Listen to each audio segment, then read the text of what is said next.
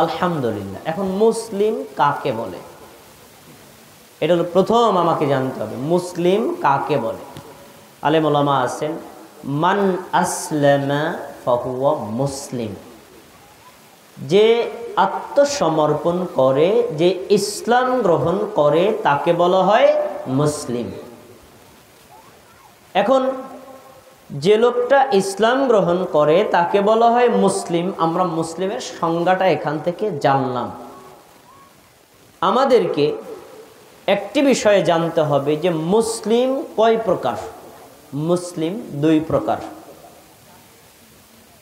এক নম্বর হলো আল মুসলিম by birth, জন্মগত মুসলিম। আর একটা হলো মুসলিম বাই চয়েস, যাচাই বাছাই করে বুঝে শুনে যে ইসলাম গ্রহণ করে তাকে বলা হয় মানে যাচাইকৃত মুসলিম। আমি কয়টা শব্দ বলেছি একটু খেয়াল করে শুনবেন। একটা হলো জন্মগত মুসলিম, আর একটা হলো নিজের পছন্দ মতো কি মুসলিম। দুইটার মধ্যে পার্থক্য একটু ভালো করে বুঝেন।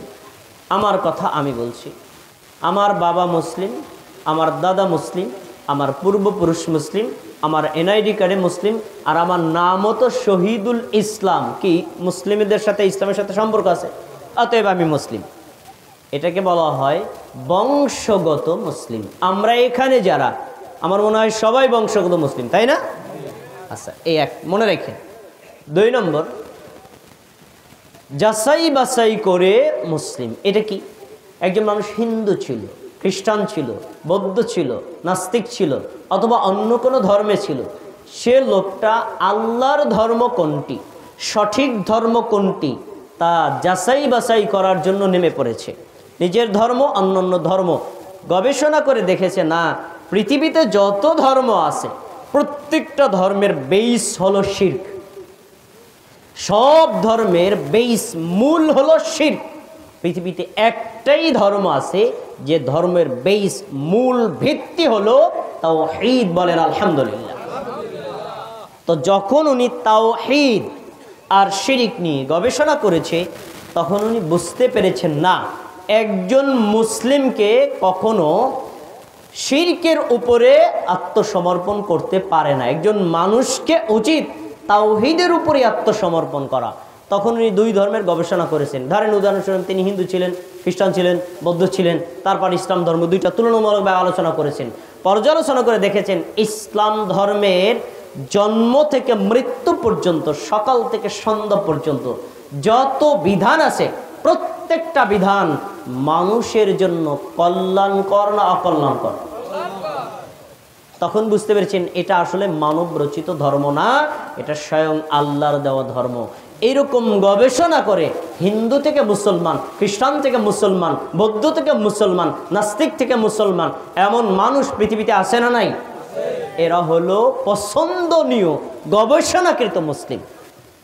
তাহলে মুসলিম কয় প্রকার পাইলাম? আপনারা একটু উত্তর দিয়ে বলবেন কোন প্রকার মুসলিম উত্তম।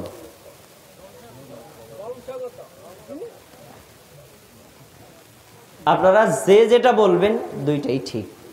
যদি বলেন যে একটা লোক আগে অন্য ধর্মে ছিল, পরে ইসলাম ধর্ম করেছে, উনি ভালো, এটাও ঠিক। আপনি যদি বলেন যে বংশগত লোক, সেও ভালো, এটাও ঠিক। কোন দিক থেকে ঠিক? যদি একটা অমুসলিম থেকে মুসলিম হয়, সে জেনে বুঝে মুসলমান হয়েছে। আরেকটা লোক যদি বংশগত মুসলমান হয়, সে যদি বুঝে শুনে ইসলাম ধর্ম গ্রহণ করে, মানে পালন করে, তাহলে লোকটা উত্তম মুসলিম। আর যদি বাপদাদার রসম রেওয়াজ অনুযায়ী পেয়েছে, কিন্তু কোনোদিন ইসলাম ধর্ম কি, ইসলাম ধর্ম কাকে বলে, ইসলামের ভিত্তি কয়টি, ইসলাম কি কি বিষয় করলে টিকে থাকা যাবে, কোন কোন বিষয় করলে ইসলাম থেকে বিচ্যুত হওয়া যাবে, এই বিষয় সম্পর্কে যে জানলো না, জানার কৌতূহল জাগলো না, এভাবেই সে মৃত্যুবরণ করলো, সে লোকটা মুসলিম, তবে সে উত্তম মুসলিম না। আমার সূচনার কথা কি আমার ভাইয়েরা সবাই একটু বুঝতে পেরেছেন? এবার আমি আপনাদের একটা কথা বলি। ইসলাম ধর্ম যদি কারো পালন করতে হয়, তাহলে আগে ইসলাম ধর্ম সম্পর্কে জানতে হবে, তারপরে পালন করতে হবে। যদি না জেনে আপনি ইসলাম ধর্ম পালন করেন, তাহলে যেই কাজটা ইসলাম ধর্ম মনে করে করেছেন, আসলে তা ইসলাম ধর্মের অংশ না, তখন এই আমলটা বিদআত বলে গণ্য হবে। এই জন্য আমাদের ইসলাম ধর্ম সম্পর্কে জানা দরকার আছে না নাই? জানার দরকার আছে কিনা আমি এখন একটা প্রশ্ন করব, দেখবেন এই উত্তরে আপনারা বুঝবেন যে জানা দরকার আছে না নাই। আমি যাদেরকে চিনি তারা কোনো কথা বলবেন না, যাদের ফেস আমি চিনি তারা কোনো কথা বলবেন না, যারা আমাকে চেনেন না তারাই প্রশ্নের উত্তরটা দিবেন। আমাদের ধর্মের নাম কি? সবাই বলেন। কে বলতে পারবেন ইসলাম শব্দের অর্থ কি?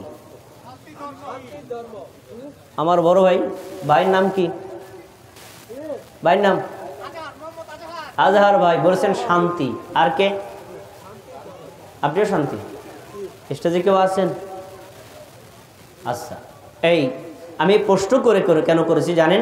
এটা আমার নিজের থেকে না, আমাদের নবীর অভ্যাস ছিল সাহাবীদেরকে তিনি প্রশ্ন করতেন, তারপরে সাহাবীরা যদি সঠিক উত্তর দিত তাকে বাহবা জানাতেন, যদি ভুল উত্তর হতো তাহলে সংশোধন করে দিতেন। উদ্দেশ্য মানুষকে লজ্জা দেওয়া না, উদ্দেশ্য মানুষকে সঠিক জিনিসটা শিক্ষা দেওয়া।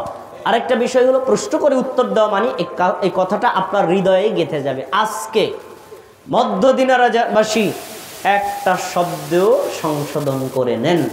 এতদিন পর্যন্ত আপনারা যে জেনেছিলেন ইসলাম অর্থ শান্তি, এই সঠিক অর্থ না, এটা ভুল অর্থ।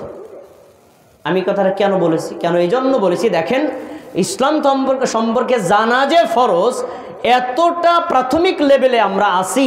ইসলাম ধর্ম আমরা গ্রহণ করেছি, আমার বয়স 60-70 বছর, কিছুদিন পর কবরে চলে যাব, অথচ জানি না ইসলাম শব্দের সঠিক অর্থ কি। তাহলে বোঝা যায় যে ইসলাম সম্পর্কে জানা দরকার আছে না নাই? জানার কমতি আছে না নাই? আমাদের এখন কি করতে হবে? জানতে হবে। আচ্ছা প্রিয় ভাই আজহার ভাই, কষ্ট নেবেন না, সংশোধন করে নেবেন। ইসলাম অর্থ শান্তি, এটা আপেক্ষিক সত্য, কিন্তু ইসলাম শব্দের রিয়াল অর্থ তিনটা বলবো, সবাই মুখ দিয়ে বলবেন, আমার সাথে বলেন। 1, আত্মসমর্পণ করা, বলেন। 2, আনুগত্য করা, সবাই বলেন। 3, মেনে নেওয়া, বলেন সবাই। কয়টা অর্থ বলেছি? আবার বলেন। আত্মসমর্পণ করা, আনুগত্য করা, মেনে নেওয়া। তাহলে আমরা এতদিন যে শান্তি জানলাম, এটারে আমরা কি করব? এটা কোথা থেকে আসছে? এটাও আসছে, আমি আপেক্ষিক সত্য বলেছি, পুরা ভুল না। সহিহ বুখারী 7 নম্বর হাদিস খুলে দেখেন, নবী সাল্লাল্লাহু আলাইহি ওয়াসাল্লাম তৎকালীন হেরাক্লিয়াস রোমের বাদশার কাছে একটা চিঠি লিখেছিলেন, আসলিম তাসলাম, হে রোমের বাদশা ইসলাম গ্রহণ করো, আল্লাহর বিধানের সামনে আত্মসমর্পণ করো। যদি ইসলাম গ্রহণ করো তাহলেই তুমি নিরাপদ আর শান্তিতে থাকবে, বলেন আলহামদুলিল্লাহ। তাহলে এই হাদিস থেকে পাওয়া যায় ইসলাম অর্থ শান্তি না, ইসলাম অর্থ হলো আত্মসমর্পণ আর নিরাপদ, আর ইসলামের ফলাফল হলো শান্তি, বলেন আলহামদুলিল্লাহ। এখন কেউ যদি ইসলাম গ্রহণ করে দুনিয়াতে সে শান্তিতে থাকবে না অশান্তিতে? কেউ যদি ইসলাম গ্রহণ করে আখিরাতে সে শান্তিতে থাকবে না অশান্তিতে? তাহলে ইসলাম অর্থ শান্তি না, ইসলামের ফলাফল হলো শান্তি। আচ্ছা খেয়াল করে শুনলে 1 নম্বর শিক্ষা আমরা পেলাম। আচ্ছা এখন কথা, যে লোকটা ইসলাম গ্রহণ করে তাকে বলা হয় আত্মসমর্পণকারী। মুসলিম অর্থ কি? আত্মসমর্পণকারী। সবাই বলেন মুসলিম অর্থ কি? এখন কিসের সামনে আত্মসমর্পণ করব? সবাই খেয়াল করে শুনবেন। কিসের সামনে? কিসের সামনে বলেন তো? আল্লাহর সামনে। দলিল কি? এটাও কোরআন মাজিদে আল্লাহ তাআলা উল্লেখ করেছেন, وَإِذْ قَالَ رَبُّهُ أَسْلِمْ قَالَ أَسْلَمْتُ لِرَبِّ الْعَالَمِينَ। যখন আল্লাহ তাআলা ইব্রাহিম আলাইহিস সালামকে বলেছিলেন, হে ইব্রাহিম আসলিম, তুমি আত্মসমর্পণ করো, আসলিম তুমি মেনে নাও, আসলিম তুমি আনুগত্য করো। ক্বালা তিনি সাথে সাথে বলেছিলেন আসলামতু লিরাব্বিল আলামিন, আমি মহাবিশ্বের প্রতিপালক আল্লাহর সামনে আত্মসমর্পণ করলাম। সুবহানাল্লাহ। তাহলে মুসলমান আত্মসমর্পণ করবে কার কাছে? আল্লাহর কাছে। আল্লাহর বিধানের সামনে একজন মুসলমান আত্মসমর্পণ করবে।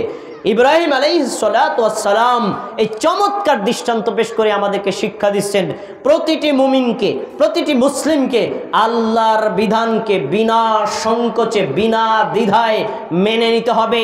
এই মেনে নেয় যে তাকেই বলা হয় মুসলিম। আমরা মানতে রাজি আছি না ইনশাআল্লাহ? আচ্ছা, এবার আমরা জানবো ইসলাম কাকে বলে। ইসলামের অর্থ জানছি, এবার জানবো ইসলাম কাকে বলে। ইসলাম কাকে বলে এই সংজ্ঞাটা আমরা অনেকেই জানি না। ইসলাম ধর্ম কাকে বলে আমরা অনেকেই জানি না। এমনকি আমি যদি আর একটু বাড়ায় বলি, অনেক আলেমরাও জানে না, তাহলে এটাও ভুল না, এটাও ঠিক। অনেক আলেমরাও আছে ইসলাম ধর্ম কাকে বলে তা জানে না। আমি আজকে ইসলাম ধর্ম কাকে বলে তা একেবারে সরাসরি হাদিস দিয়ে, দলিল দিয়ে আপনার সামনে পেশ করব। যখনই পেশ করব তখনই আলেমদের মনে পড়ে যাবে, এই হাদিস তো পড়ছিলাম কিন্তু এভাবে তো ভাবি নাই। খুব খেয়াল করে শুনবেন, পিছনে যারা আছেন তারা, সামনে যারা আছেন তারা। সহিহ মুসলিম কিতাবুল ঈমান 1 নম্বর হাদিস। ওমর ইবনে খাত্তাব রাদিয়াল্লাহু তাআলা আনহু বলেন, একদিন আমরা নবী সাল্লাল্লাহু আলাইহি সাল্লামের চতুর্পাশে বসা ছিলাম। নবী সাল্লাল্লাহু আলাইহি সাল্লাম মাঝখানে বসা ছিলেন। হঠাৎ করে ইযতালা আলাইনা রাজুলুন শাদীদু বায়াদিস সিয়ার ওয়া শাদীদু সাওয়াদিস বায়াদিস সিয়াবি ওয়া সাওয়াদিল শা'r। হঠাৎ করে একজন লোক আগমন করলো, চুলগুলো কুচকুচে কালো আর পোশাকটা ধবধবে সাদা। লা ইউরা আলাইহি আসারুস সাফার। লোকটার মধ্যে কোনো সফরের চিহ্ন ছিল না, কারণ সফর থেকে আসলে চুল এলোমেলো থাকবে, পোশাকের মধ্যে ময়লা থাকবে, অগোছালো পরিবেশ থাকবে, কিচ্ছু নাই। ওয়ালা ইয়ারিফুহু মিন্না, কিন্তু আমাদের মধ্যে কেউ তাকে চেনেও না। সবাই কি আমার কথা শুনতেছেন? আমাদের নবী মাঝখানে বসা, সাহাবীরা চতুর্পার্শ্বে বসা, হঠাৎ করে একটা লোক আগমন করলো। এখন এই লোকটা কে? লোকটা দূর থেকে আসছে তাও বোঝা যায় না, আর লোকটাদের নিকটবর্তী, সাহাবীরা কেউ চেনেও না। তাহলে লোকটার প্রতি সাহাবীদের কৌতূহল আছে না নাই? সবাই মনোযোগ দিয়ে শুনবেন। এখন এ লোকটা আসলো, আসতে আসতে হাত্তা জাআ ইলান নবী সাল্লাল্লাহু আলাইহি ওয়াসাল্লাম, লোকটা আমাদের নবীর কাছে আসলো। ফাআসনাদা রুকবাতাইহি ইলা রুকবাতাইহি, নিজের 2 হাঁটু আমাদের নবীর 2 হাঁটুর সামনে বসলো আর 2 হাতটাকে 2 উরুর উপর রাখলো। আমার দিক তাকিয়ে দেখেন, এভাবে আমরা আয়াতটা পড়ি না নামাজের মধ্যে, ঠিক এভাবে বসলো। আচ্ছা, এখন বসেই প্রশ্ন করা শুরু করছে। فقال أخبرني يا محمد أخبرني عن الإسلام। হে মোহাম্মদ, সবাই বলেন সাল্লাল্লাহু। আচ্ছা, এই যে কৌতূহলটা কেন দেখেন, লোকটা আয়েশা কাউকে জিজ্ঞেস করলো না, তোমাদের মধ্যে নবীকে, তোমাদের মধ্যে রাসূলকে, তোমাদের মধ্যে মুহাম্মদ সাল্লাল্লাহু আলাইহি ওয়াসাল্লামকে কোনো প্রশ্ন করে নাই, সরাসরি এসে বসে গেছে। তাহলে লোকটা কি আমাদের নবীকে চিনে নাকি চিনে না? পিছনে যারা আমার কথা শুনতেছেন তো, চেনে না? চেনে না। আচ্ছা, আয়েশার পরে প্রথম প্রশ্ন, এই যে আমি যেটা বলছি ইসলাম ধর্ম কাকে বলে, আমি হাদিস থেকে দলিল দিচ্ছি, সবাই খেয়াল করে শুনবেন। এবার প্রশ্ন করছে, আখবিরনি আনিল ইসলাম, মুহাম্মদ আপনি আমাকে বলেন তো ইসলাম কাকে বলে? ইসলামের সংজ্ঞাটা কি? ইসলাম বলতে কি বোঝায়? ইসলামের পরিচয় কি? আমাকে বলেন। আমি ইসলাম ধর্ম গ্রহণ করব, আমি মানব, আবার অন্যকে দাওয়াত দিব, প্রসার দিব, কিন্তু আমি যদি ইসলাম ধর্ম নিজেই না বুঝি আমি কিভাবে পালন করব? নিজেই না বুঝি অন্যকে কিভাবে দাওয়াত দিব? আগে আপনি আমাকে বলেন তো ইসলাম কাকে বলে? এই প্রশ্ন করেছে ওই লোকটা কার কাছে? সবাই বলেন, আমাদের নবী মুহাম্মদ সাল্লাল্লাহু আলাইহি ওয়াসাল্লামের কাছে। এখন আমাদের নবী উত্তর দিবেন, নবী কি উত্তর ভুল দিবেন না ঠিক দিবেন? সবাই খেয়াল করে শোনেন কি বলছেন। আল ইসলামু আন তাশহাদা আল্লা ইলাহা ইল্লাল্লাহ। ইসলাম হলো এই সাক্ষ্য দেওয়া আল্লাহ ব্যতীত সত্য কোনো ইলাহ নাই। বলে, আল্লাহ ছাড়া সত্য কোনো ইলাহ আছে? আর ওয়া আন্না মুহাম্মাদার রাসূলুল্লাহ, তুমি এই সাক্ষ্য দিবা নিশ্চয়ই মুহাম্মদ হলেন আল্লাহর বান্দা এবং রাসূল সাল্লাল্লাহু আলাইহি ওয়াসাল্লাম। আচ্ছা, আশহাদু আল্লা ইলাহা ইল্লাল্লাহ ওয়া আশহাদু আন্না মুহাম্মাদান আবদুহু ওয়া রাসূলুহু, মুহাম্মাদান আব্দুল্লাহ ওয়া রাসূলুহু একই অর্থ। বলেন এটা কি কালেমা শাহাদাত না? সবাই কথা কালেমা শাহাদাত না? এটা দুইটা সাক্ষ্য পাওয়া যায়, এক তাওহীদের সাক্ষ্য, দুই রিসালাতের সাক্ষ্য। তাওহীদ মানে এক আল্লাহকে আল্লাহ বলে বিশ্বাস করে এক আল্লাহরই ইবাদত করা, আল্লাহ ছাড়া পৃথিবীর গায়রুল্লাহর কোনো ইবাদত না করা, এটাকে বলা হয় তাওহীদুল্লাহ, আল্লাহর একত্ববাদের স্বীকৃতি দেওয়া। আমরা কি এই স্বীকৃতি দিয়েছি নাকি দেই নাই? সবাই কথা বলেন দেই নাই এটা? আচ্ছা, এক। দুই নম্বর, আর ওয়া আন্না মুহাম্মাদুর রাসূলুল্লাহ, মুহাম্মদ হলেন আল্লাহর বান্দা এবং রাসূল, নিশ্চয়ই মুহাম্মদ হলেন আল্লাহর বান্দা এবং রাসূল। এই কথা যখন আপনি স্বীকৃতি দিবেন, এক মুহাম্মদ সাল্লাল্লাহু আলাইহি ওয়াসাল্লাম ব্যতীত পৃথিবীর কোনো নবীর আনুগত্য করা যাবে না। সব নবীকে বিশ্বাস করব, সব রাসূলকে ভালোবাসবো, ঈমান আনবো, কিন্তু আনুগত্য করব এক নবী মুহাম্মদ সাল্লাল্লাহু আলাইহি ওয়াসাল্লামকে। আচ্ছা, ইসলামের এক নম্বর সংজ্ঞা পেলাম কালেমা শাহাদাতের সাক্ষ্য। দুই নম্বর, ওয়াতুকিমাস সালাতাল মাকতুবা, তুমি 5 ওয়াক্ত সালাত আদায় করবা। 5 ওয়াক্ত নামাজ যে আমরা আদায় করি এটা কি নফল না ফরজ? তাহলে ইসলামের 2 নম্বর পরিচয় হলো নামাজ পড়া। কয় ওয়াক্ত দৈনিক? 5 ওয়াক্ত। 3 নম্বর হলো ওয়াতাসুমা রমাদান, রমজান মাসের রোজা রাখা। রমজান মাসের রোজা রাখা নফল না ফরজ? ফরজ। এবার 4 নম্বর, তুমি যাকাত আদায় করবা, তুআদ্দিয়াজ যাকাতাল মাফরুদা, তোমার সম্পদের যদি যাকাত হয় ফরজ, তাহলে এই ফরজ যাকাতটা তুমি আদায় করে দিবা। আর 5 নম্বর হলো ওয়াতা হুজ্জাল বাইতা ইন ইসতাতা ইলাইহি সাবিলা, আল্লাহর ঘর বাইতুল্লাহ পৌঁছাতে যদি তুমি সক্ষম হও তাহলে সেখানে গিয়ে হজ আদায় করবা। এজন্য কোনো ব্যক্তির যদি শারীরিক সক্ষমতা থাকে, অর্থনৈতিক সক্ষমতা থাকে, তার উপরও হজ করা কি নফল না ফরজ? ফরজ। সবাই খেয়াল করে শোনেন, আমার দিকটা কি, আমার দিকটা কি। ওই লোকটা আমাদের নবীকে কি সম্পর্কে জানতে চাইছিল? ইসলাম। আমাদের নবী কয়টা বিষয় বলছেন? 5টা। খেয়াল করেন, কালেমা শাহাদাতের সাক্ষ্য, এটা হলো ইসলামের 1 নম্বর ভিত্তি। 2 নম্বর 5 ওয়াক্ত সালাত আদায় করা, ইসলামের 2 নম্বর ভিত্তি। 3 নম্বর যাকাত আদায় করা, ইসলামের 3 নম্বর ভিত্তি। 4 নম্বর রমজান মাসে রোজা রাখা, ইসলামের 4র্থ নম্বর ভিত্তি। 5 নম্বর বাইতুল্লাহ হজ করা, ইসলামের কততম ভিত্তি হলো? 5টি। আমরা এই কথাটা অনেকে শুনেছি। ইসলামের বেনা কয়টি? ইসলামের স্তম্ভ কয়টি? এই যে 5টি স্তম্ভ না, এক একটাকে বলা হয় রুকন, 5টাকে মিলিয়ে বলা হয় আরকান। ইসলামের এই 5টি আরকান মিলিয়ে যে লোকটা বিশ্বাস করে, আমল করে, সেই লোকটাই হলো মুসলিম। আর যে লোকটা 5টি বিষয়কে মানে, এটাই হলো ইসলাম ধর্ম। বলেন আলহামদুলিল্লাহ। আচ্ছা, আমাদের নবী সংজ্ঞা বললেন। এখন এই সাহাবী ওমর রাদিয়াল্লাহু তাআলা আনহু বলছেন, ওই লোকটা যে প্রশ্ন করেছিল, ওই লোকটা বলছে, সাদাক্তা মুহাম্মদ, আপনি ঠিকই পরিচয়টা বলেছেন। বলেন সুবহানাল্লাহ। তাহলে এবার একটু সবাই খেয়াল করে শোনেন, যে লোকটা এসে প্রশ্ন করেছে তার পরিচয় কিন্তু বলি নাই, আমি একটু এখন পরিচয় দিচ্ছি। তিনি কে? ফেরেশতা জাতিদের সর্দার জিবরাইল আলাইহিস সালাতু ওয়াস সালাম মানুষের রূপ ধারণ করে আমাদের নবীকে প্রশ্ন করেছেন সাহাবীদেরকে ইসলাম সম্পর্কে জানানোর জন্য। তাহলে সাহাবী, সবাই খেয়াল করে শোনেন, উপস্থিত সব সাহাবীদের সামনে জিবরাইল এসে প্রশ্ন করলেন, আমাদের নবী প্রশ্নের উত্তর দিলেন, আর জিবরাইল বললেন আপনি সঠিক বলেছেন। জিবরাইল যে সঠিক কথা বললেন, এটা কি আল্লাহর থেকে জেনে বলেছেন না আন্দাজে বলেছেন?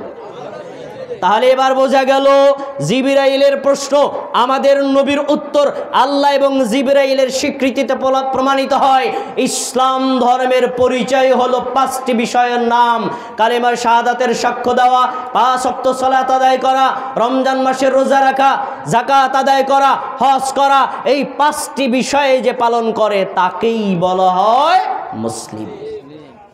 আপনারা কি আজকে ইসলাম ধর্মের পরিচয় জানতে পেরেছেন না পারেন নাই? এটা কি আমার নিজের থেকে বলছি না হাদিস থেকে? একেবারে হাদিস থেকে। এবার আরেকটু সামনে যান। এই যে ইসলাম ধর্ম, এই হাদিসটা আরো অনেক বড়, আমি সংক্ষেপ করে দিচ্ছি। এই ইসলাম ধর্ম সম্পর্কে প্রশ্ন করার পরে ওই ফেরেশতা তাকে আরও কয়েকটা প্রশ্ন করেছিলেন, আপনি আমাকে বলেন তো ঈমান কাকে বলে? তখন তিনি ঈমানের পরিচয় দিয়েছেন। তারপরে আপনি আমাকে বলেন তো ইহসান কাকে বলে? তিনি ইহসানের পরিচয় দিয়েছেন। তারপরে আপনি আমাকে বলেন তো কিয়ামত কবে হবে? তিনি কিয়ামত সম্পর্কে বলেছেন আল্লাহ ছাড়া আমরা কেউ জানি না। তারপরে বলেছেন কিয়ামতের আলামত কি? তিনি কিয়ামতের আলামত বলেছেন। এই 5টি প্রশ্ন করেছেন, আমাদের নবী উত্তর দিয়েছেন। তারপরে লোকটা সুম্মান তালাকা, লোকটা চলে গেল। আচ্ছা সবাই খেয়াল করে শোনেন, প্রশ্নকারী লোকটা চলে গেল। ওমর রাদিয়াল্লাহু তাআলা আনহু বলেন ফাল্লাবিস্তু মালিয়ান, আমি ওখানে কিছুক্ষণ বসা ছিলাম, মজলিসে কিছুক্ষণ বসার পরে লোকটা যখন চলে গেল, তখন আমাদের নবী ওমরকে বলছেন, ওমর আতাদরি মানে সায়েল, ওমর তুমি কি জানো এতক্ষণ 5টা প্রশ্ন করলো এই লোকটাকে, তুমি কি জানো? তখন ওমর রাদিয়াল্লাহু তাআলা বলছেন আল্লাহু ওয়া রাসূলুহু আ'লাম, আল্লাহ এবং তার রাসূলই ভালো জানেন। আল্লাহ রাসূল আমি জানি না লোকটাকে। তখন নবী সাল্লাল্লাহু আলাইহি ওয়াসাল্লাম বললেন ফাইন্নাহু জিবরিলু আতাকুম ইউআল্লিমাকুম দীনাকুম, তিনি হচ্ছে ফেরেশতাদের সর্দার জিবরাইল, এসেছিলেন তোমাদেরকে আল্লাহর দ্বীন শিক্ষা দেওয়ার জন্য। বলেন আলহামদুলিল্লাহ। এবার আমি আরেকটা পয়েন্ট বলবো, যে পয়েন্টটা আপনাদের জানা নাই, খুব খেয়াল করে শোনেন। ইসলামের পরিচয় কাকে বলে? 5টি বিষয়ের নাম, কিন্তু আল্লাহর দ্বীন কাকে বলে? এটার আবার 5টা বিষয়ের নাম। যদিও ইসলামের অপর নাম আল্লাহর দ্বীন, আল্লাহর দ্বীনের অপর নাম ইসলাম, কিন্তু ইসলাম আর আল্লাহর দ্বীনের মধ্যে সিম্পল একটু পার্থক্য আছে। ইসলামের 5টা রুকন আমি বলেছি, আর আল্লাহর দ্বীন কাকে বলে? দেখেন, ইসলাম সম্পর্কে জানা আর মানা, ঈমান সম্পর্কে জানা আর মানা, ইহসান সম্পর্কে জানা আর মানা, কিয়ামত সম্পর্কে জানা আর মানা, আলামাত সম্পর্কে জানা এবং মানা, এই 5টি বিষয়কে যিনি মানেন তিনিও হলেন ইউআল্লিমাকুম দীনাকুম, এক আল্লাহর শিখানো ধর্ম ইসলামের অনুসারী। বলেন আলহামদুলিল্লাহ। আমরা আল্লাহর দ্বীন সম্পর্কে জানলাম। আচ্ছা এবার একটা প্রশ্ন, ইসলাম যদি কেউ গ্রহণ করে তাহলে তার ফজিলত কি? আমি একটু আগে বলেছিলাম মুসলমান কয় প্রকার? একটা হলো জন্মগত, আর একটা হলো কি পরিবর্তিত, তাই না? আচ্ছা আমরা এখানে সবাই জন্মগত, যদিও জন্মগত আমরা যদি বাপদাদার রসম রেওয়াজ হিসেবে ইসলাম গ্রহণ করি, এটা নিয়ে গবেষণা বিশ্লেষণ বিশ্বাস আত্মবিশ্বাস আমাদের না থাকে তাহলে হবে না। বরং এটাকে আল্লাহর ধর্ম, এটাকে বিশ্বাস করা, হৃদয়ে ধারণ করা, ইমানের উপর ইসলামের উপর অটল থাকা, এই ইমান ইসলাম নিয়ে কবরে যাওয়া, এই কাজ যদি কেউ করে, অথবা কোনো লোক যদি অন্য ধর্ম থেকে ইসলাম গ্রহণ করে, তার জন্য একটা বিশাল পুরস্কার আছে। আমরা কি পুরস্কারটা নিতে রাজি আছি ইনশাআল্লাহ? এমন পুরস্কার যে পুরস্কার আপনার জীবনের শ্রেষ্ঠ পুরস্কার। শুনে নেন, কেউ যদি ইসলাম ধর্ম গ্রহণ করে, ইসলামের উপর অটল থাকে, ইসলাম নিয়ে মৃত্যুবরণ করে, এই লোকটার পিছনের যত পাপ আছে, ছোট পাপ বড় পাপ, একেবারে যত ধরনের মারাত্মক পাপ হোক, আল্লাহ সব পাপ ক্ষমা করে দিবেন।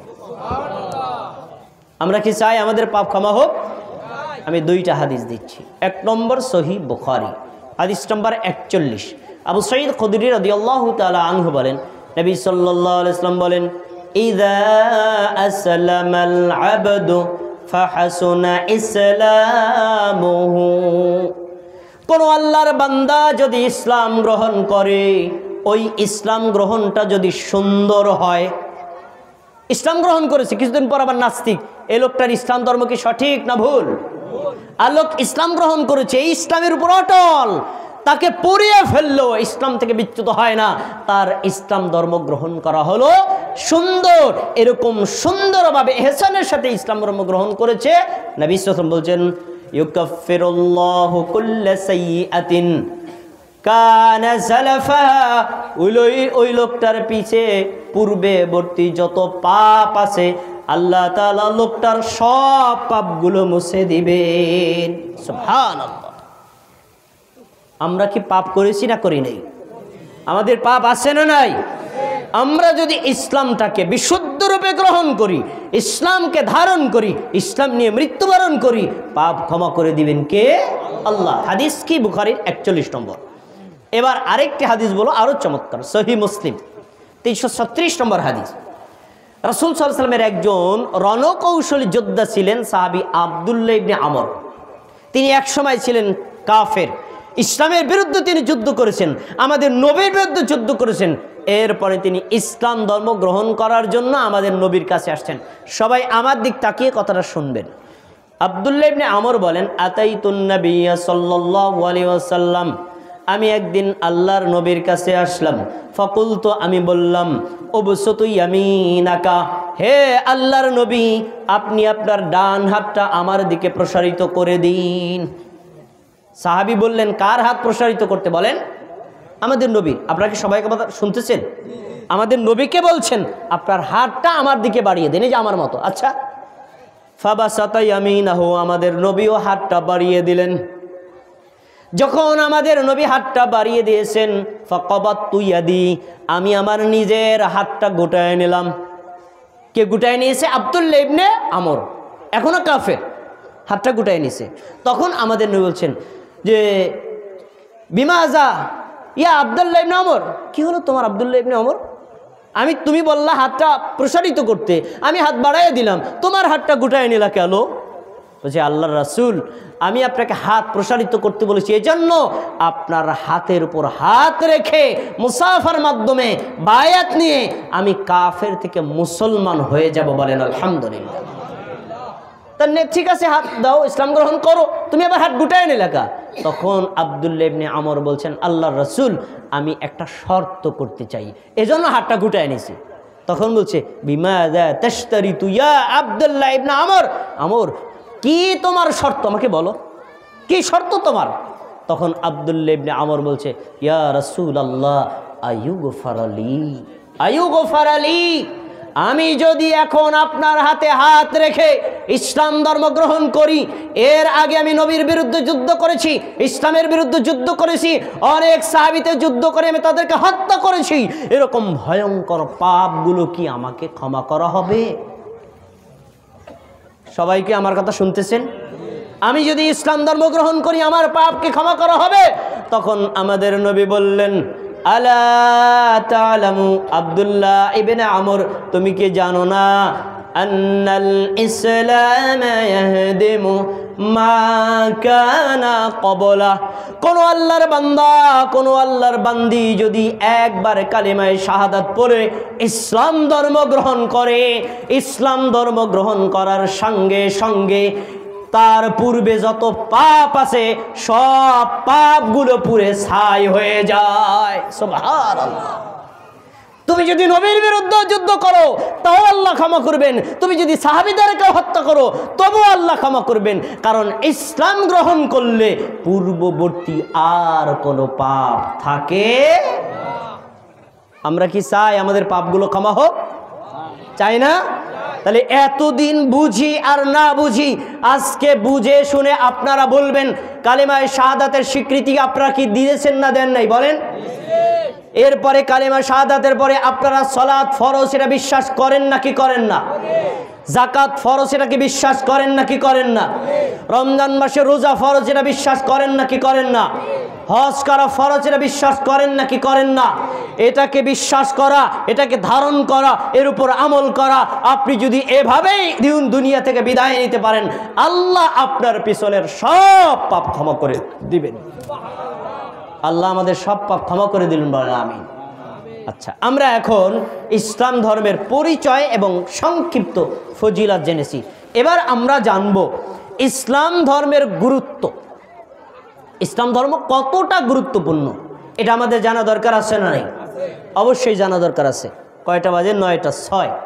খুব খেয়াল করে আমার কথাগুলো শুনবেন প্রিয় ভাইয়েরা। ইসলাম ধর্ম কতটা গুরুত্বপূর্ণ আমি কোরআন থেকে দলিল দেব। এখন আর হাদিসটা, কোরআন সূরা আলে ইমরান 19 নম্বর আয়াত খুলে দেখেন, আল্লাহ বলছেন, ইন্নাদ-দীনা ইনদাল্লাহিল ইসলাম, আল্লাহর নিকটে একমাত্র জীবন ব্যবস্থা, আল্লাহর নিকটে মনোনীত একমাত্র ধর্মের নাম কি? সবাই বলেন। সবাই বলেন কি? ইসলাম। এই কথাটা আমি আবারও বলছি, আল্লাহর নিকটে একমাত্র ধর্ম, আল্লাহর নিকটে একমাত্র জীবন ব্যবস্থা কি? ইসলাম। আমি কি কথা বলি না ইসলাম শ্রেষ্ঠ ধর্ম? একথা বলি নাই ইসলাম ভালো ধর্ম, একথা বলি নাই ইসলাম মানব কল্যাণ ধর্ম, একথা বলি নাই। আমি কি করেছি? আল্লাহর কাছে একমাত্র ধর্ম কি? তার মানে আল্লাহ যেদিন থেকে আসমান জমিন সৃষ্টি করেছেন সেদিন থেকে আল্লাহর কাছে ধর্ম ছিল একটা, কিয়ামত পর্যন্ত আল্লাহর কাছে ধর্ম একটাই। এর বাইরে ইহুদি, খ্রিস্টান, বৌদ্ধ, হিন্দু, নাস্তিক যত প্রকার ধর্ম রয়েছে তা একটাও আল্লাহর মনোনীত না। আল্লাহর মনোনীত ধর্মের নাম কি? ইসলাম। তাহলে আদম আলাইহিস সালাম ছিলেন মুসলিম, নূহ আলাইহিস সালাম মুসলিম, সুলাইমান আলাইহিস সালাম মুসলিম, দাউদ আলাইহিস সালাম মুসলিম, মুহাম্মদ সাল্লাল্লাহু আলাইহি ওয়াসাল্লাম মুসলিম, সাহাবীরা ছিলেন মুসলিম, তাবিঈরা ছিলেন মুসলিম। আমরাও কি? সবাই বলেন আমরাও কি? মুসলিম। অতএব আল্লাহর কাছে একমাত্র ধর্ম হলো কি? ইসলাম। এজন্য আমরা যদি ইসলাম ছাড়া অন্য কোনো ধর্ম গ্রহণ করি, অন্য ধর্মের অনুসরণ করি, অন্য ধর্ম অনুযায়ী আমল করি, আপনি যত কোটি টাকা দান করেন, যত সুন্দর আমল করেন, আল্লাহর দরবারে তা কখনো গ্রহণযোগ্য হবে না। এটারও দলিল আছে কোরআনে।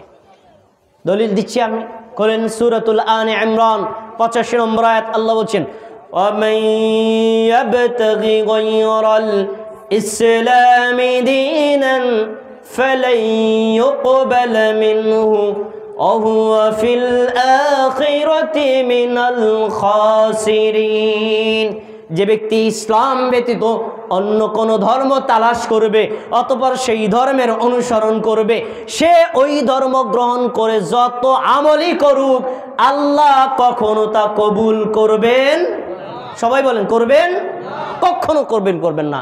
আল্লাহর ধর্ম ইহুদি না, আল্লাহর ধর্ম খ্রিস্টান না, আল্লাহর ধর্ম হিন্দু না, আল্লাহর ধর্ম বৌদ্ধ না, আল্লাহর ধর্ম নাস্তিকতা না, আল্লাহর ধর্মের নাম কি বলেন? ইসলাম। এজন্য আমরা যে এখন মুসলিম হয়েছি আমাদের জন্য কি সুসংবাদ না দুঃসংবাদ?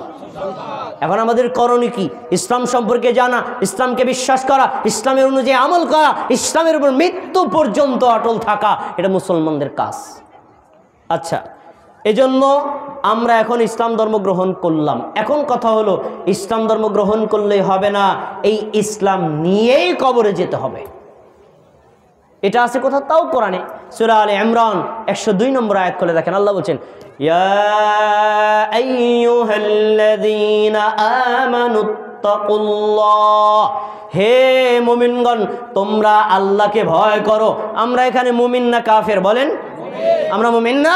আল্লাহ আমাদেরকে বলছেন, হে মুমিনগণ তোমরা আল্লাহকে ভয় করো, হাক্কা তুকাতিহি, যথোপযুক্ত ভাবে আল্লাহকে ভয় করো। আল্লাহ যত মহান, আল্লাহকে ভয় করতে হবে তত বেশি না কম? বলেন তত বেশি। আল্লাহ যত মহান তাতে তত ভয় করতে হবে। তারপরে তিনি বলছেন, ওয়ালা তামুতুন্না ইল্লা ওয়া আনতুম মুসলিমুন, সাবধান তোমরা কেউ মুসলিম না হয়ে মৃত্যুবরণ করো না। তার মানে মুসলমান না হয়ে কাউকে আল্লাহ মরতে নিষেধ করেছেন। এখন মরার আগে মুসলমান হবেন, মরবেন কে কবে বলেন তো ভাই? কে কখন মারা যাবেন? আমি কখন মারা যাব জানি না, আপনি কখন মারা যাবেন জানেন না। যেহেতু জানেন না, 24 ঘন্টাই ইসলাম গ্রহণ করে ইসলামের উপর অটল থাকতে হবে। মৃত্যু হলেই যেন আমি মুসলিম হয়ে মারা যেতে পারি। কি মনে থাকবে তো ইনশাআল্লাহ? আমি সবগুলো কোরআন থেকে বলছি।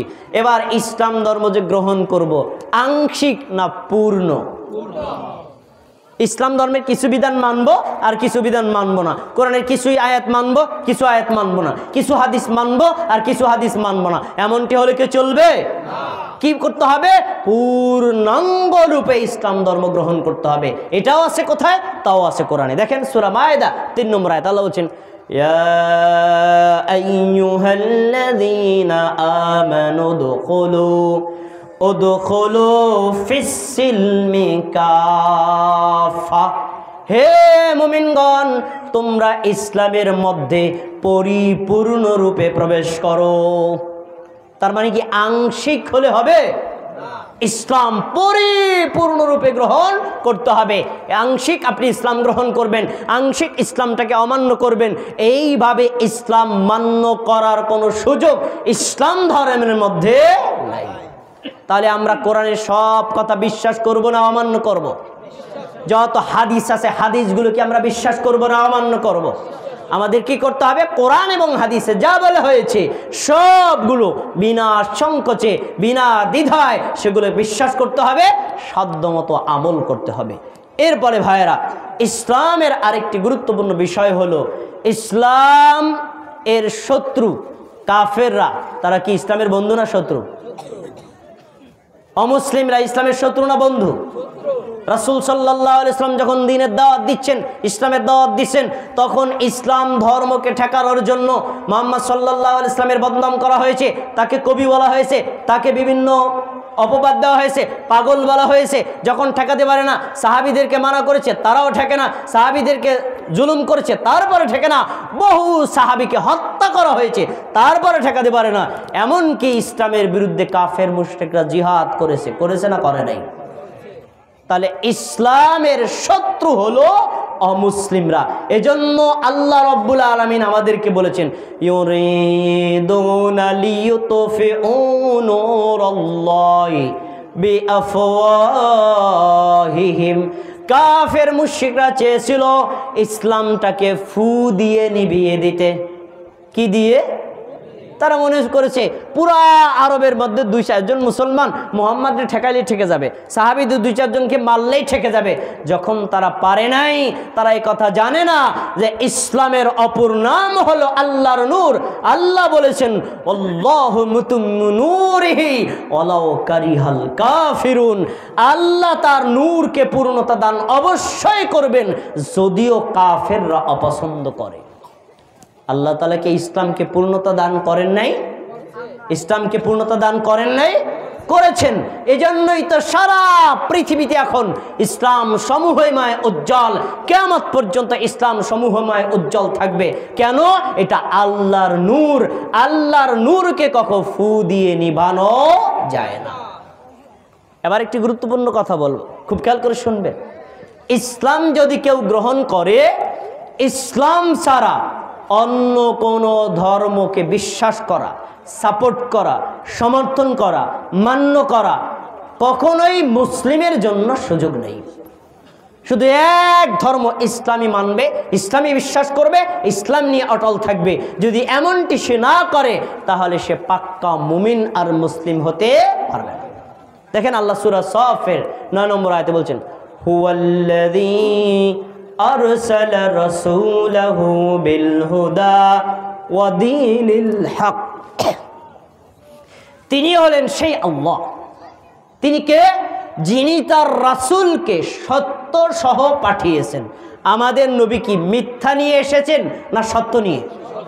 সবাই কথা বলেন, মিথ্যা নিয়ে না সত্য নিয়ে? সত্য নিয়ে তাকে পাঠিয়েছেন। আচ্ছা, কেন? লিয়ুযহিরাহু আলা দ্বীনি কুল্লি। পৃথিবীতে যত ধর্ম আছে, হিন্দু ধর্ম, বৌদ্ধ ধর্ম, খ্রিস্টান ধর্ম, নাস্তিকতা ধর্ম, অগ্নি পূজার ধর্ম, যত ধর্ম আছে সকল ধর্মের উপর ইসলামকে বিজয়ী করার জন্য তারপরে আল্লাহ তাআলা বলছেন, ওয়ালাউ কারিহাল মুশরিকুন। যদিও কাফেররা এটাকে অপছন্দ করে। কেন? কাফেররা চায় সব ধর্মেই থাক, আমাদের কোনো ক্ষতি নাই।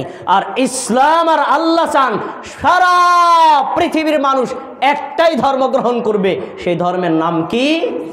সবাই বলেন, সেই ধর্মের নাম কি? আমরা কি ইসলাম ধর্ম গ্রহণ করতে রাজি আছি না ইনশাআল্লাহ? ইসলাম ধর্ম মান্য করতে রাজি আছি না ইনশাআল্লাহ? ইসলাম ধর্ম নিয়ে কবরে যেতে রাজি আছি না ইনশাআল্লাহ? এবার আমি ইসলামের অর্থ পরিচয় দিয়েছি, ইসলাম কাকে বলে বলেছি, আল্লাহর দ্বীনের পরিচয় বলেছি, ইসলাম ধর্মের গ্রহণের ফজিলত বলেছি, ইসলামের গুরুত্ব সম্পর্কে কোরআনের কতগুলো আয়াত বলেছি। এখন যা বলবো এটা হলো আজকের বয়ানের মূল বক্তব্য। সবাই একটু মনোযোগ দিয়ে শুনবেন। আমরা এখানে যারা আছি সবাই কি মুসলিম না? সবাই কি মুসলিম না? আমরা ইসলাম ধর্ম গ্রহণ করেছি না? আমাদেরকে এখন কি করতে হবে? ইসলাম সম্পর্কে জানতে হবে। ইমাম বুখারী রাহিমাহুল্লাহ সহিহুল বুখারী কিতাবুল ইলমের 100 নম্বর হাদিসের একটি অনুচ্ছেদ উল্লেখ করেছেন। সেখানে তিনি বলেছেন বাবুল ইলমি ক্বাবলাল কওলি ওয়াল আমাল। এই অধ্যায় আর অনুচ্ছেদটা হলো কথা বলার আগে জ্ঞান অর্জন করা, আমল করার আগে জ্ঞান অর্জন করা। তাহলে কি আমল করব আগে না জানবো আগে? বলেন, কথা বলবো আগে না জানবো আগে? জ্ঞান অর্জন ছাড়া যদি আপনি ধর্ম পালন করেন, আপনি ধর্ম সম্পর্কে ভুল জেনে ভুল আমল করবেন। এজন্য ইসলামের আরেকটি অর্থ হলো জ্ঞান অর্জন করা, জানা। দেখি আপনারা বলতে পারেন কিনা। ইসলামের ইতিহাস যারা পড়েছেন আপনারা জানেন, ইসলামের ইতিহাসে একটা পার্ট আছে আইয়ামে জাহিলিয়া। এই শব্দটা কি আপনারা শুনেছেন? আইয়ামে জাহিলিয়া অর্থ কি জানেন? অজ্ঞতার যুগ, মূর্খতার যুগ, বর্বরতার যুগ, অসভ্যতার যুগ। এই আইয়ামে জাহিলিয়ার যুগে আল্লাহ তাআলা আমাদের নবীকে দ্বীন ইসলাম দিয়ে পাঠিয়েছেন। তাহলে আইয়ামে জাহিলিয়ার যুগে ইসলাম এসেছে, এতে বোঝা যায় ইসলাম কি জাহিলিয়াতের ধর্ম না জ্ঞানের ধর্ম? পিছনে যারা ভাই আছেন আমার কথা মনে হয় বুঝেন না। ইসলাম কি অজ্ঞতার ধর্ম না জ্ঞানের ধর্ম? যারা অজ্ঞতা প্রসূত বাপদাদার রসম রেওয়াজ অনুযায়ী, এলাকার নীতিনীতি অনুযায়ী ধর্ম পালন করেন, তারা ইসলাম ধর্মের কোনো দিন স্বাদ পাবেন না। আপনাকে ইসলাম ধর্ম সম্পর্কে জানতে হবে। যদি জানেন তখনই আপনি বুঝতে পারবেন অন্যান্য ধর্ম আর ইসলাম ধর্মের সৌন্দর্য, পার্থক্যটা কি। এটাকে বলা হয় কম্পারিটিভ রিলিজিয়ন, তুলনামূলক ধর্মতত্ত্ব। এই পৃথিবীতে বর্তমানে এ বিষয়ে সবচেয়ে বড় জ্ঞানী একজন ব্যক্তির নাম আছে। নাম কি? ডক্টর জাকির নায়েক। তিনি এই পৃথিবীর মধ্যে বর্তমানে তুলনামূলক ধর্মতত্ত্বের উপর সবচেয়ে বড় স্পেশালিস্ট। তিনি হিন্দু ধর্ম, বৌদ্ধ ধর্ম, খ্রিস্টান ধর্ম, অগ্নিপূজার ধর্ম, অন্য যত ধর্ম আছে সব ধর্ম এবং ধর্মের গ্রন্থগুলো অধ্যয়ন করেছেন। ইসলাম ধর্মের কোরআন, হাদিস, বুখারী, মুসলিম, তিরমিজি, আবু দাউদ, নাসাঈ এগুলো সবই তিনি পড়েছেন। পড়ার পরে তিনি বুঝতে পেরেছেন অন্যান্য ধর্মের বেস হলো শিরক আর ইসলাম ধর্মের বেস হলো তাওহীদ। বলেন আলহামদুলিল্লাহ। আচ্ছা, এখন প্রশ্ন, ইসলাম ধর্মের তো বহু শাখা আছে, আমাকে কোন কোন শাখায় জ্ঞান অর্জন করতে হবে? আমি আপনাকে শাখাটা কমিয়ে বলছি। আলেমরা অনেক শাখায় জ্ঞান অর্জন করবেন, কিন্তু সাধারণ মানুষের কমপক্ষে 4টি শাখায় জ্ঞান অর্জন করতেই হবে। মৌলিক বিষয় তাদের জানতেই হবে। আমি 4টি বিষয় এখন উপস্থাপন করব, আপনারা আমার সাথে বলবেন, মুখস্থ করে নিয়ে যাবেন। আমার বয়ানের সব কথা ভুলে গেলেও এটা আপনাকে মনে রাখতেই হবে। বলেন, ইসলামের কয়টি বিষয় আমাদেরকে জানতে হবে?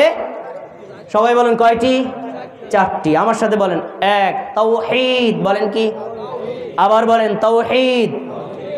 এর বিপরীত 2 নম্বর হলো শিরিক। কি বলেছি? আবার বলেন শিরিক। তাহলে 2টা জিনিস, একটা হলো তাওহীদ আর একটা হলো শিরিক। কয়টা হলো? 3 নম্বর হলো সুন্নাত। কি বলেছি? 4 নম্বর হলো বিদআত। কি বলেছি? কয়টা বিষয় হলো? আমার সাথে বলেন তাওহীদ, শিরিক, সুন্নাত, বিদআত। কয়টা বললাম?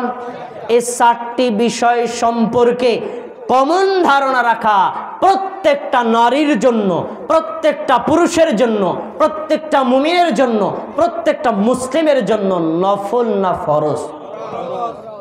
নামাজ পড়া যেমন ফরজ, এই 4টি বিষয় সম্পর্কে জানা ফরজ। হজ করা যেমন ফরজ, এই 4টি বিষয় সম্পর্কে জানা ফরজ। যাকাত দেওয়া যেমন ফরজ, এই 4টি বিষয় সম্পর্কে জানা ফরজ। কিন্তু বড় দুঃখের বিষয়, এই 4 বিষয়ে আমরা সাধারণ মানুষ তো দূরের কথা, অনেক আলেমরাও পরিপূর্ণ জ্ঞান রাখি না। আমি এই 4টি বিষয় সম্পর্কে সংক্ষেপে আপনাদের কিছু ধারণা দিব। আপনারা কি গ্রহণ করতে রাজি আছেন ইনশাআল্লাহ? আচ্ছা, আসেন প্রথম বিষয় তাওহীদ। তাওহীদ এই শব্দটা কি আমার মুখে এখনই শুনলেন না আরো আগে শুনেছেন? দেখবেন এই যে ওয়াজ মাহফিলে ঘোষণা করে, প্রিয় তাওহীদি জনতা লক্ষ্য করিয়া শুনুন। শুনেছেন না শোনেন নাই? তো তাওহীদি জনতা বললো, তাওহীদ মানে কি? আমরা অনেকে জানি না তাওহীদ মানে কি।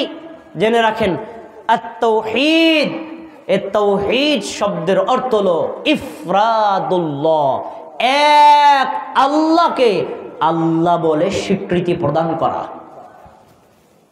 আল্লাহ ছাড়া আর কোনো ইলাহ আছে?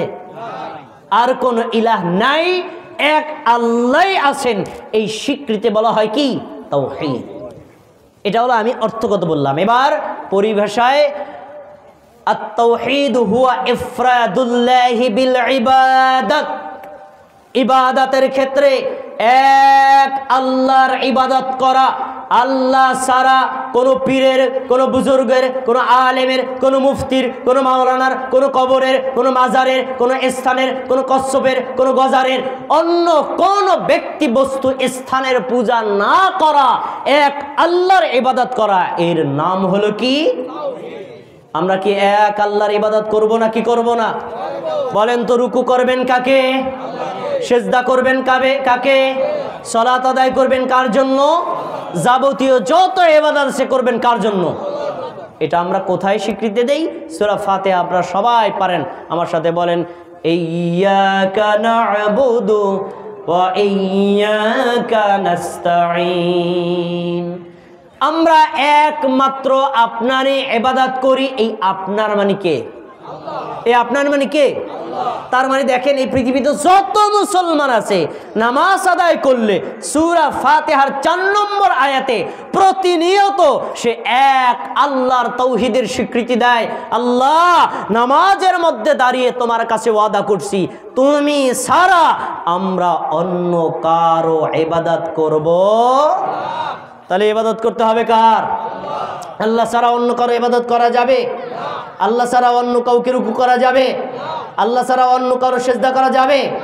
এই মাদারীপুর, শরীয়তপুর, এই ফরিদপুর বৃহত্তর এলাকার মধ্যে আল্লাহ ছাড়া অন্য কাউকে রুকু করে, আল্লাহ ছাড়া অন্য কাউকে সেজদা করে, এমন মানুষ আছে না নাই? তা যারা এই কাজ করে তারা কি করে? যারা এই কাজ করে তারা কি করে? তারা করে ওই যে আমি বললাম না, একটা হলো তাওহীদ, এর বিপরীত কি? শিরিক। এর বিপরীত হলো শিরিক। তার মানে তাওহীদ হলো এক আল্লাহর ইবাদত করা, আর শিরিক হলো আমি আল্লাহকেও সেজদা করলাম, মাজারকেও সেজদা করলাম, আল্লাহরও ইবাদত করলাম, আমি অন্য কোনো ব্যক্তি বস্তুরও পূজা করলাম। এই যে আল্লাহর ইবাদত কিছু সময় করা, আবার গয়রুল্লাহর ইবাদত কিছু সময় করা, এই কাজটাকে বলা হয় কি? শিরিক। শিরিক কি ইসলামের ছোট পাপ না বড় পাপ? মানব জীবনে জন্মের পর থেকে মৃত্যু পর্যন্ত যত পাপ করে তার ভিতরে সবচেয়ে ভয়ঙ্করতম পাপ হলো শিরিক। এর চাইতে বড় কোনো পাপ হতে পারে না। দেখেন, শিরিক করলে আপনার পরিণতি কি? আমি একটা আয়াত আপনার সামনে পেশ করছি, সূরা মায়েদার 72 নম্বর আয়াত খুলে দেখেন। আল্লাহ বলছেন, ইন্নাহু মান ইউশরিক বিল্লাহি ফাকাদ হাররামাল্লাহু আলাইহিল জান্নাহ। নিশ্চয়ই যে ব্যক্তি আল্লাহর সাথে শিরিক করবে, শিরিক করার সঙ্গে সঙ্গে আল্লাহ তার জন্য জান্নাতকে হারাম করে দিবেন। নাউজুবিল্লাহ। জান্নাত কার? জাহান্নাম কার? আল্লাহ যদি বলে তোর জন্য জান্নাতে হারাম, তাহলে কি জান্নাতে ঢোকা সম্ভব? তাহলে আমরা কি জান্নাতে যেতে চাই না জান্নাত থেকে বিরত থাকতে চাই? যদি জান্নাতে যেতে চাই তাহলে আমাদেরকে শিরিক তো করা যাবে না, এমনকি শিরকের নিকটবর্তীও হওয়া যাবে না। তারা বলছেন, যে লোকটা শিরিক করে ফাকাদ হাররামাল্লাহু আলাইহিল জান্নাহ, ও লোকটার জন্য জান্নাত তো আল্লাহ হারাম করবেন, জাহান্নাম তার জন্য ফরজ করে দিবেন। তাহলে আমরা তাওহীদকে গ্রহণ করব, তাওহীদকে বিশ্বাস করব, তাওহীদকে ধারণ করব, তাওহীদের উপর অটল থাকব, শিরিক কখনো করব না। যদি করি তাহলে করণীয় কি? যদি করি আমার করণীয় কি বলেন? আমি তাওবা করে ভালো হয়ে যাব। আমরা অনেকে এরকম ভুল বুঝে করতে পারি, অজ্ঞতাবশত করতে পারি শিরিক। যখনই আমি শিরিক করব তখন আমার কি করতে হবে? তাওবা করতে হবে। কোনো মানুষ যদি শিরিক করে তাওবাবিহীন মারা যায়, আল্লাহ তাকে কখনো ক্ষমা করবেন না। যত অপরাধ করেন আল্লাহ ইচ্ছা করলে সব অপরাধ ক্ষমা করে দিতে পারেন। একটা অপরাধ আছে কখনো ক্ষমা করবেন না। কোথায় আছে এটি? সূরাতুন নিসা 48 নম্বর আয়াত আল্লাহ বলছেন, ইন্নাল্লাহা লা ইয়াগফিরু আইয়ুশরাকা বিহি ওয়া ইয়াগফিরু মা দুনা যালিকা লিমান ইয়াশা। আল্লাহ তাআলা কিয়ামতের দিন পৃথিবীর সব মানুষকে যে কোনো পাপ ইচ্ছা করলে ক্ষমা করে দিতে পারেন, কিন্তু একটা পাপ আছে কখনো ক্ষমা করবেন না। এটার নাম কি? সবাই বলেন এই পাপের নাম কি? শিরিক। কেন ক্ষমা করবেন না? কারণ সে দুনিয়াতে তাওবা করে নাই। আর যখন সে তাওবা করে দুনিয়া থেকে মারা যাবে, এই পাপও ক্ষমা করে দিবেন কে? এজন্য আমরা যদি আল্লাহ ছাড়া অন্য কারো পূজা করি, অন্য কারো রুকু করি, অন্য কারো সিজদা করি, আমরা যদি শিরকে আকবারে লিপ্ত হয়ে থাকি, তাহলে আল্লাহর কাছে তাওবা করে আমরা ভালো হয়ে যাব। তাহলে 1 নম্বর বিষয়টা বললাম তাওহীদ, এটা আমরা গ্রহণ করব। এর বিপরীত হলো শিরক। আমরা কি এটা গ্রহণ করব না বর্জন করব? বর্জন করব। আচ্ছা, এবার 2 এবং 3 এবং 4 নম্বর বিষয়, সুন্নাত আর বিদআত। খুব মনোযোগ দিয়ে শুনবেন। সুন্নাত শব্দটা কি এর আগে শুনেছেন না শোনেন নাই? শুনছেন না?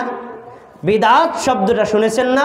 কিন্তু অনেকেই বোঝেন নাই সুন্নাত কাকে বলে, আর অনেকেই জানেন না আর বিদআত কাকে বলে। এজন্য আমাদের জানতে হবে সুন্নাত বলতে সুন্নাতু রাসূলিল্লাহ, আল্লাহর রাসূলের সুন্নাত বোঝায়। আর যেখানে আল্লাহ রাসূলের সুন্নাতকে সরাসরি পাওয়া যাবে না, সেই জায়গা হবে রাসূল সাল্লাল্লাহু আলাইহি ওয়াসাল্লামের সাহাবীদের সুন্নাত। তাহলে কি পাওয়া গেল? রাসূলের সুন্নাত এবং সাহাবীদের সুন্নাত। আমরা এই সুন্নাত অনুযায়ী আমল করব। সুন্নাত অনুযায়ী যদি আমল করে, আমাদের আমল কবুল করবেন কে? আল্লাহ। দেখেন আল্লাহ তাআলা কি বলছেন, ইন কুনতুম তুহিব্বুনাল্লাহ ফাত্তাবিউনি ইউহিব্বুকুমুল্লাহু ওয়া ইয়াগফির লাকুম যুনুবাকুম আল্লাহু গফুরুর রহিম। নবী তুমি বলে দাও, তোমরা যদি আল্লাহকে ভালোবাসো, সবাই বলেন আল্লাহ, আল্লাহকে আমরা ভালোবাসি না শত্রু মনে করি? আমরা কি ভালোবাসি না শত্রু মনে করি? আল্লাহকে ভালোবাসি না? তাহলে তিনি বলছেন তোমরা যদি আল্লাহকে ভালোবাসো, ফাত্তাবিউনি, তোমরা আমি নবীর অনুসরণ করো। তাহলে আল্লাহকে ভালোবাসলে অনুসরণ করতে হবে আমাদের নবী। কার বলেন? মুহাম্মদ সাল্লাল্লাহু আলাইহি ওয়াসাল্লামের। কেউ যদি নবী মুহাম্মদ সাল্লাল্লাহু আলাইহি ওয়াসাল্লামের অনুসরণ করে, এর নামেই হলো সুন্নাত। আমরা সুন্নাত বলতে কি বুঝি? জোহর নামাজ 10 রাকাত, প্রথম 4 রাকাত সুন্নাত, এরপরে হলো ফরজের পরে 2 রাকাত সুন্নাত, এটাকে আমরা সুন্নাত বুঝি, তাই না? কিন্তু সুন্নাতের রিয়েল অর্থ হলো ফরজ আমল হোক, নফল আমল হোক, সুন্নাত আমল হোক, বড় আমল হোক, ছোট আমল হোক, যত ধরনের আমল আছে আমাদের নবী যেখানে যেভাবে যতটুকু করেছেন হুবহু সেভাবে সেখানে ততটুকু করাকেই বলা হয় সুন্নাত। তাহলে আমরা কি সুন্নাত অনুযায়ী আমল করব নাকি বেদাত অনুযায়ী আমল করব? বেদাতটা কি? আমাদের নবী যেটা করে নাই আমি করলাম, আমাদের নবী যেটা বলে নাই আমি সেটা বললাম, আমাদের নবী যদি বলে ডানে আমি বলি বামে, আমাদের নবী যেটা নিষেধ করেছেন আমি যদি সেটা করি, আমার নবী যেটা যেভাবে করেছেন আমি যদি সেটাকে উল্টায় করি, এর নামই হলো বিদআত। তাহলে আমরা সুন্নাত অনুযায়ী আমল করতে রাজি আছি না ইনশাআল্লাহ? সুন্নাত অনুযায়ী আমল করা যে এতটা জরুরি তার প্রমাণ আমি আপনাকে একটা হাদিস দিয়ে বোঝাচ্ছি। দেখেন, মানুষ মারা গেলে কবরে প্রশ্ন করা হয় না? কয়টা প্রশ্ন করা হয় কে বলতে পারেন? 3টা। সবাই একমত? আমার বড় ভাই বলছেন 3টা, সবাই একমত। আজকে দিনারা এলাকার লোকদেরকে বলে যাচ্ছি, আমি একটা নতুন তথ্য দিচ্ছি, আপনারা যে জানেন এটা সঠিক, তবে জেনে নেন যে আসলে প্রশ্ন 2 ধরনের লোকদেরকে করা হয়। কারা? অমুসলিম আর হলো মুসলিম। অমুসলিম আর হলো কি? মুসলিম। অমুসলিমদের প্রশ্ন করা হয় 3টা। এই প্রশ্ন 3টা কি আপনাদের জানা আছে না? প্রথম প্রশ্ন কি? তোমার রবকে জানেন না? দ্বিতীয় প্রশ্ন কি? তোমার নবীকে জানেন না? তৃতীয় প্রশ্ন কি? তোমার ধর্মের নাম কি জানেন না? এই 3টা তো আপনারা জানেন, কিন্তু মুসলমান হলে আরেকটা প্রশ্ন করা হয়, এইটাকে জানেন? জানে না। মুসনাদে আহমদের হাদিস পৃথিবীর বিখ্যাত সবচেয়ে বড় হাদিসের কিতাব, 4 মাযহাবের এক মাযহাবের ইমাম ইমাম আহমদ বিন হাম্বল এই হাদিসটি তার মুসনাদে আহমদে উল্লেখ করেছেন। ইমাম আবু দাউদ রাহিমাহুল্লাহ তিনিও তার সুনানে আবু দাউদের মধ্যে হাদিসটি উল্লেখ করেছেন। হাদিসটাতে বলা হয়েছে অমুসলিম যারা আছে তাদেরকে প্রশ্ন করা হবে 3টি, আর মুসলিম যারা তাদেরকে প্রশ্ন করা হবে 4টি। এই প্রশ্ন 4টা কি আপনাদের জানতে মনে চায় নাকি চায় না? প্রথম প্রশ্ন আপনারা সকলে জানেন, বলেন মান রব্বুকা, তোমার রব কে? এই প্রশ্ন পৃথিবীর সবার জন্য, কোনো ভিন্নতা নাই। কাফের, মুশরিক, বেঈমান, আস্তিক, নাস্তিক মানুষ হলেই তাকে প্রশ্ন করা হবে মান রব্বুকা, তোমার রব কে? উত্তর হবে কি বলেন? রব্বি আল্লাহ, আমার রব হলেন আল্লাহ। সবাই বলেন কি? আমাদের রব কে?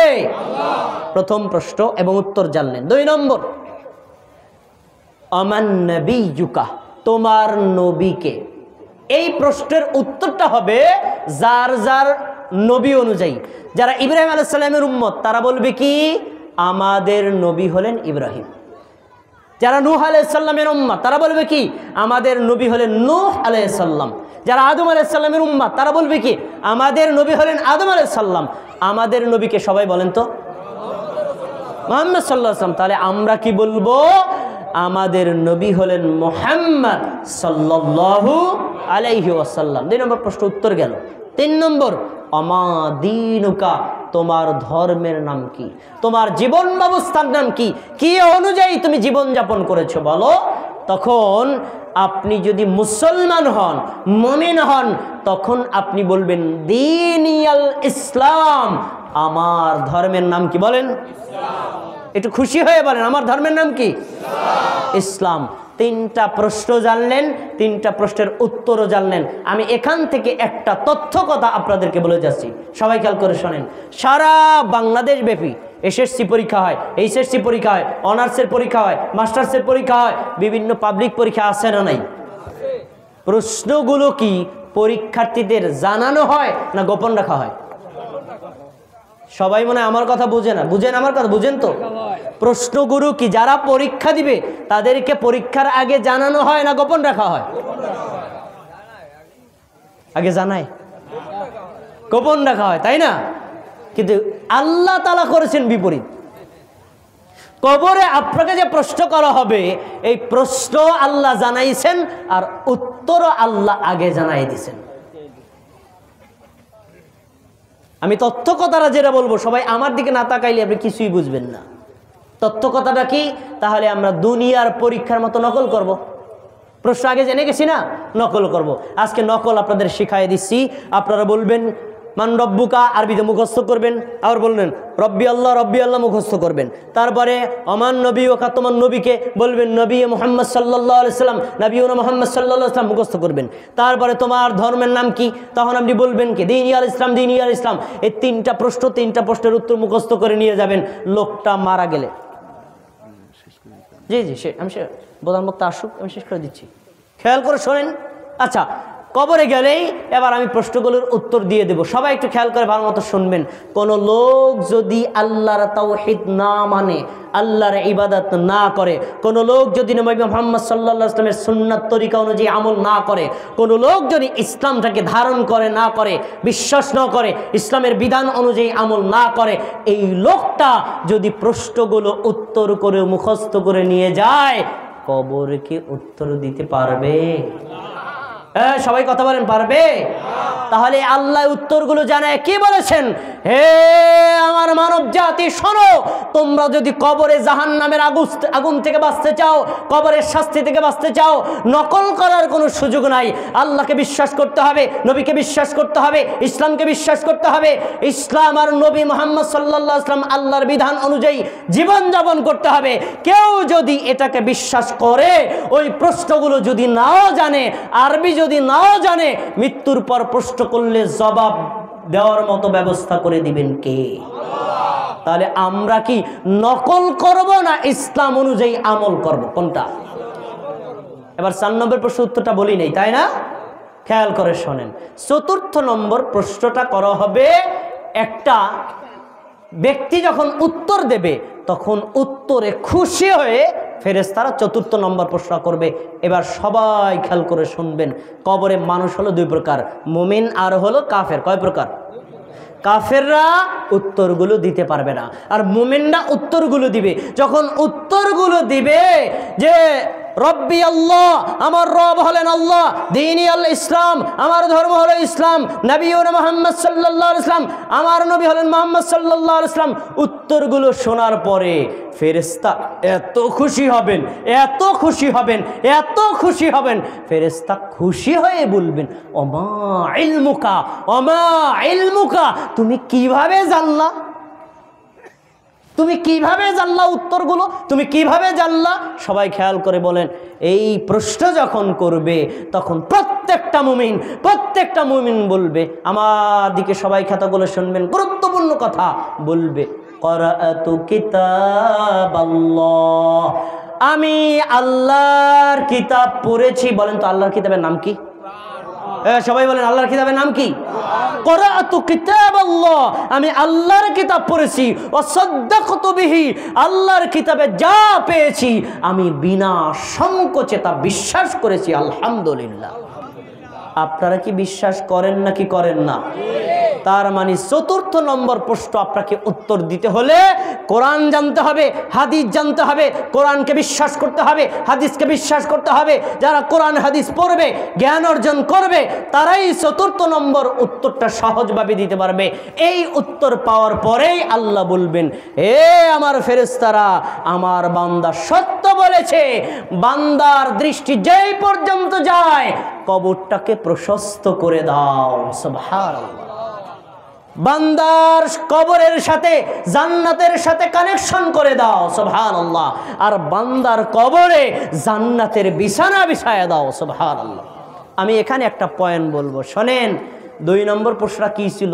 ওমান নাবিয়ুকা, তোমার নবীকে। কোনো ব্যক্তি যদি নবী মুহাম্মদ সাল্লাল্লাহু আলাইহি ওয়াসাল্লামের সুন্নাত না মানে, তার সুন্নাতকে অমান্য করে, বেদাত অনুযায়ী আমল করে, বেদাতকে প্রসার করে, বেদাতিকে সমর্থন করে, বেদাতিকে প্রসারের ব্যাপারে সাহায্য সহযোগিতা করে, এই লোকটা কবরে গেলে কখনোই বলতে পারবে না আমার নবী মুহাম্মদ সাল্লাল্লাহু আলাইহি ওয়াসাল্লাম।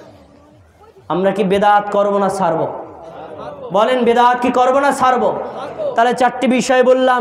তাওহীদকে জানা, তাওহীদকে বিশ্বাস করা, তাওহীদ অনুযায়ী আমল করা, শিরক জানা, শিরকে বর্জন করা, শিরক থেকে তাওবা করা, সুন্নাত জানা, সুন্নাত অনুযায়ী আমল করা, সুন্নাতকে বিশ্বাস করা, বিদআত জানা, বিদআত থেকে বিরত থাকা। এখন বিদআত বলতে কি বোঝায়? বিদআত বলতে বোঝায় আমাদের নবী ইবাদত যেভাবে করেছেন আপনি যদি একটু ঘুরিয়ে করেন, এর নামই হলো বিদআত।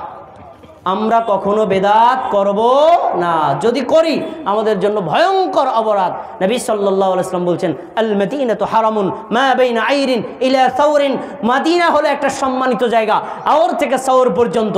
যে লোকটা বেদাত করবে আর যে লোকটা বেদাতিকে আশ্রয় দিবে, ফাআলাইহি লানাতুল্লাহ, ওই ব্যক্তির উপর আল্লাহর লানত, ওই ব্যক্তির উপর ফেরেশতাদের লানত, ওই ব্যক্তির উপর আল্লাহর গজব পতিত হয়। বলেন নাউজুবিল্লাহ। আমরা কি বেদাত করব না ছাড়বো? প্রধান বক্তা আশাবদ্ধ করে দেব না ছেড়ে দেব? আসুক। আমরা কি বেদাত করব না ছাড়বো? বেদাতটা বোঝার জন্য আপনাদের একটু ঠান্ডা মাথায় 2-4টা কথা শুনতে হবে। আমি এতক্ষণ চিল্লাচিল্লি করবো না, মনোযোগী কথাগুলো শোনেন। প্রধান বক্তা আসলেই আমি মাইকটা ছেড়ে দেব। সবাই খেয়াল করে শোন।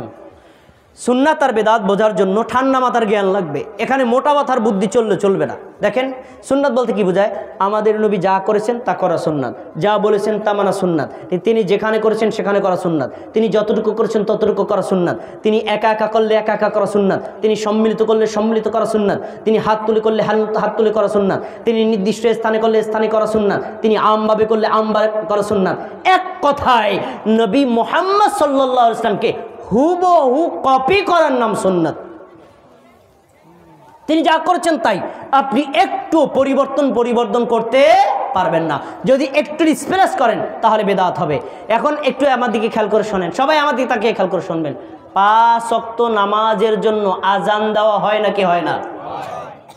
সবাই কথা বলেন, আজান দেওয়া হয় নাকি হয় না? আচ্ছা, আজানের পর আমরা জামাতে সালাত আদায় করি না? খেয়াল করে শুনবেন। আচ্ছা, এখন 5 ওয়াক্ত নামাজের জন্য আজান হয়, ঈদের নামাজের জন্য আজান আছে না নাই? জানাজা নামাজের জন্য আজান আছে না নাই? এখন সুন্নাত আর বিদআতের পার্থক্য বোঝানোর জন্য আমাদেরকে খেয়াল করে থাকেন।